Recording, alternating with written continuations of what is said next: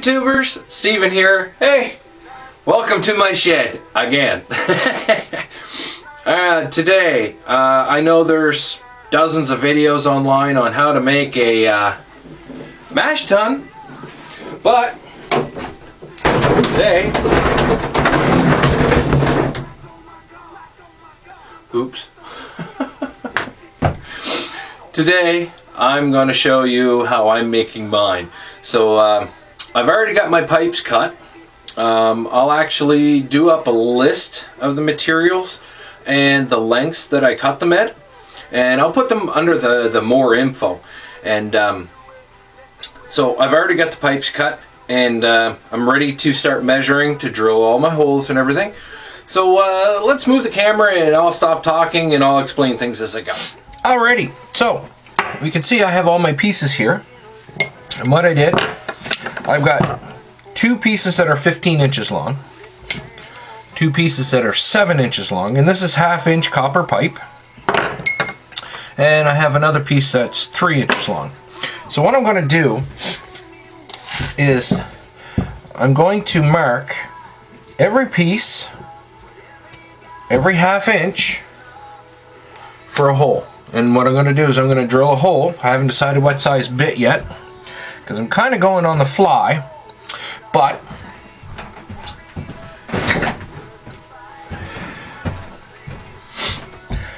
I know most people when the with the mash tuns they use like a rotary tool. I don't have something like that, so I'm going to use drill bits. I'm going to drill holes. I'm going to go through both sides, and I picked up a paint strainer bag. This is a 5 gallon. So what I'm thinking is I'm going to put the manifold in, like once the manifold is done and I'm ready to brew, I'm going to slide this over the manifold, and this will give me some extra filtering capabilities. Now, I measured this out, and this is like 19 inches. I never did mention how wide it is. Okay, it's 14 inches wide, so I'm good that way with my dimensions. And then what I'll do is I'll just tie the end. But we can go over that in my upcoming video that I plan on doing, an Arrogant Bastard Ale clone. Not to be confused with the user, Arrogant Bastard Ale. Mind you, he is a nice fella. I've talked to him, I've watched his videos. He watches my videos. So here's a plug for you, buddy. Arrogant Bastard Ale on YouTube. Anyways, back to my my thinking is I'm going to mark every 1/2 inch will be a hole on both sides of the pipe. That way I should have lots of space to go through. So let's start marking. There's 1 inch, 2, 2.5, 3. Okay, so here we go. I've got all my marks set out at every 1/2 inch. I left 1 inch on either end for the 90-degree elbows. And then on my shorter pieces, my 7-inch pieces, I did the exact same. 1 inch on either end, and then every 1/2 inch. So now, all I gotta do is dig out my drill and my poor man's drill press, and let's get drilling. Alright, so, I've got my drill press all set up. Alright, I got it centered. I made sure the drill bit is squared so that my holes go straight through on the right way. And I'm pretty much ready to go, so let's drill a hole. Mind your ears.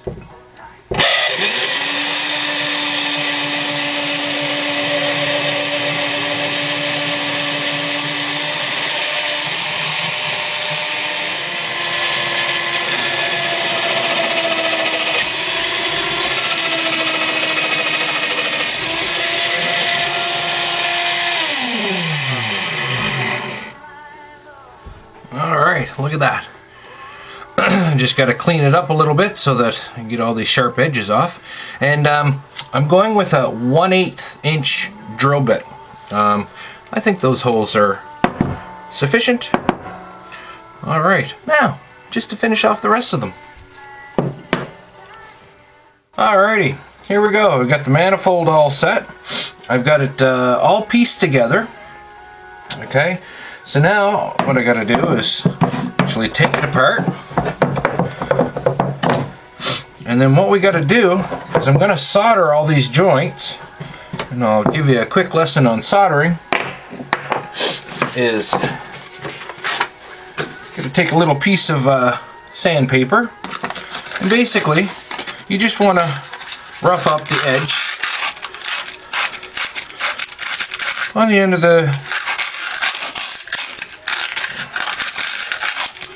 the copper pipe. Alright, just so that it's roughed up and clean, and we have to do the inside of the joints as well. So I'm going to get these done and then we'll come back. Alrighty, so I've got all my copper pieces done. I got a little bit of flux here. Alright, so what I'm just going to do is we're going to put flux on the ends. Just wipe it around. And this will help clean the copper pipe. You don't need a lot, but it'll help clean the copper pipe when we go to do all the soldering.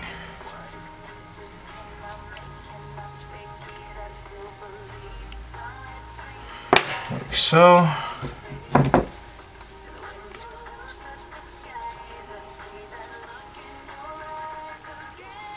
Now you'll notice that this is the piece that goes into the T.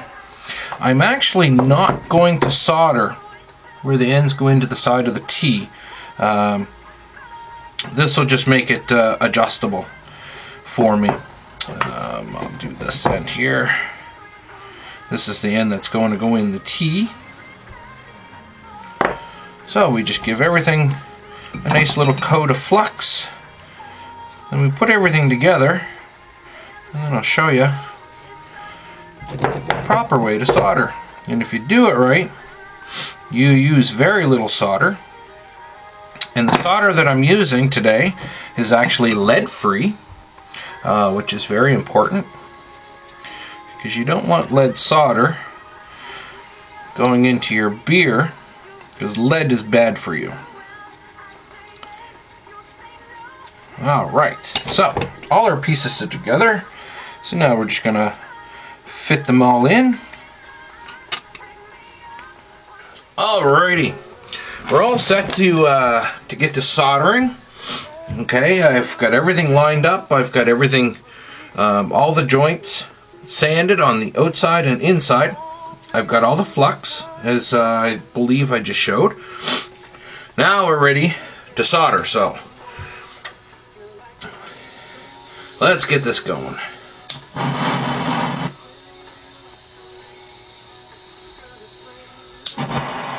There we go.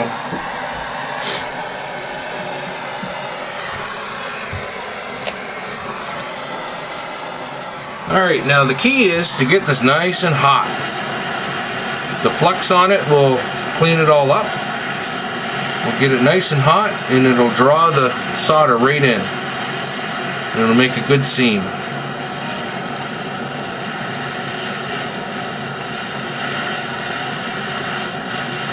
Well, it's making a liar out of me. It must be pretty cold.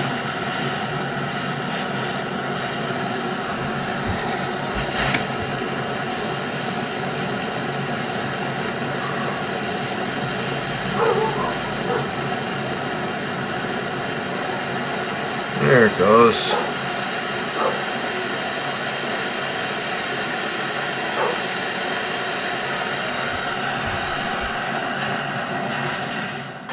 Okay, so this is basically where you want to heat it, is right here, because this is where your joint is.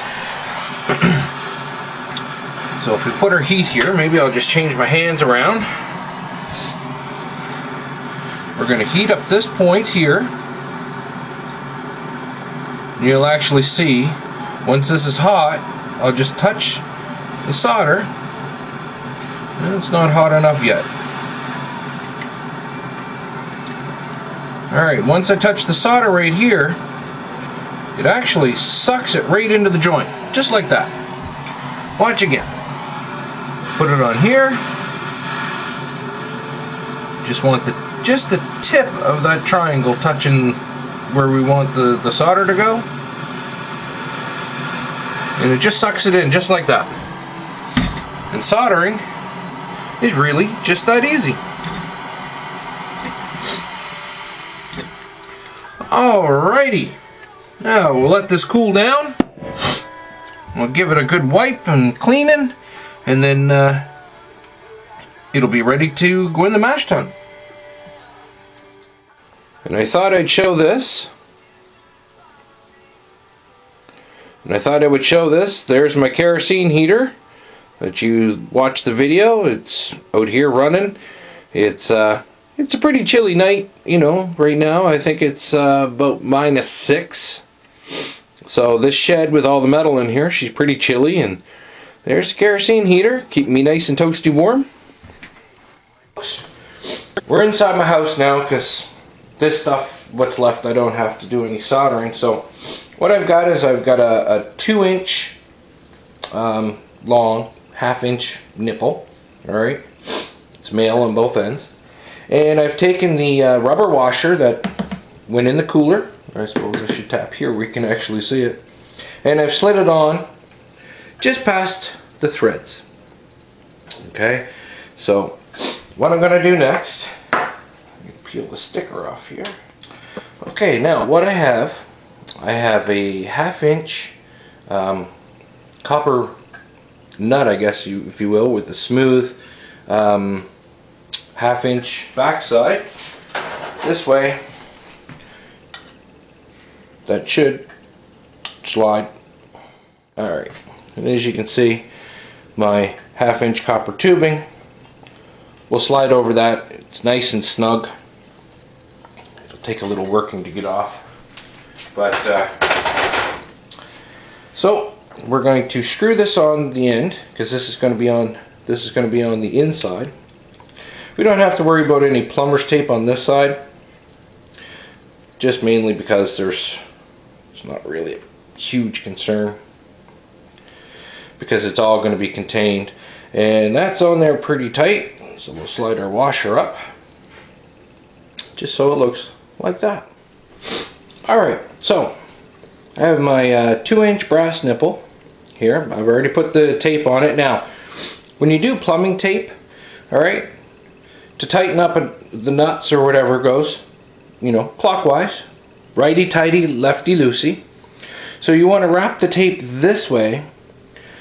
I can't even see the end now, but that's okay. You want to wrap it this way so that the tape, you know, flows with the threads. So we're going to put this in our hole, and I'm also just using the rubber washer that come out of it. This is all cleaned. It's just stained. It's not actually dirty. So we're going to put it in the hole. We're going to fit it in there. And I've got a couple of tap washers. I just bought a box of assorted tap washers, just more or less to act as spacers for in between the plastic here and the brass nipple. Alright.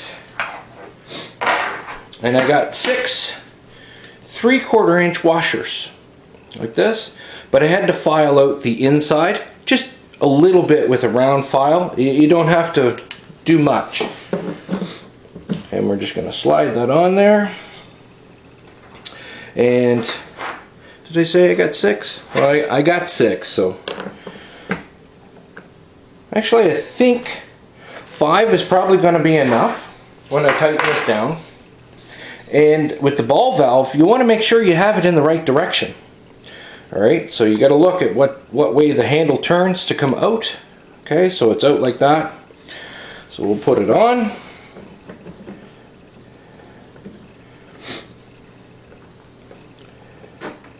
And that's not going to be enough. So I do have to put on a 6th washer. And actually thinking about this, I think 1.5 inch nipple probably would have worked best. Yeah, that's the right side. So we'll put this on here.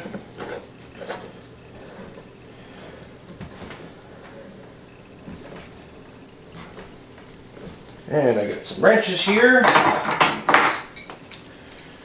I'm going to use to tighten everything down.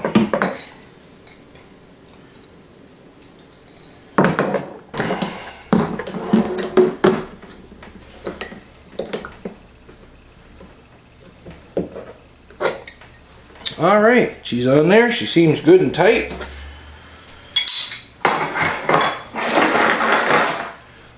Let's throw some water in it and see if it leaks.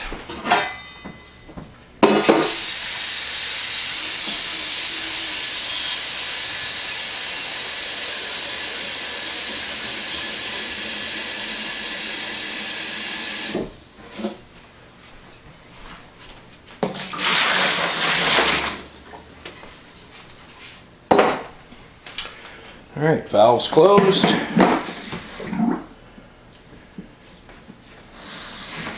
No leaks. Awesome. Okay, so the last step is actually to put on my nipple. So I've put on the plumber's tape already. And we're just going to get this started and screw it in.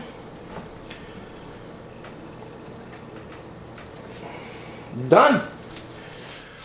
Okay everybody, so hopefully you found this informative. It was definitely a learning experience for me, but it just goes to show that every cooler is different, every setup is different. So like I said, this is a Coleman cooler. It's one of the big ones. I think it's 48 quart. I don't know, I could be wrong.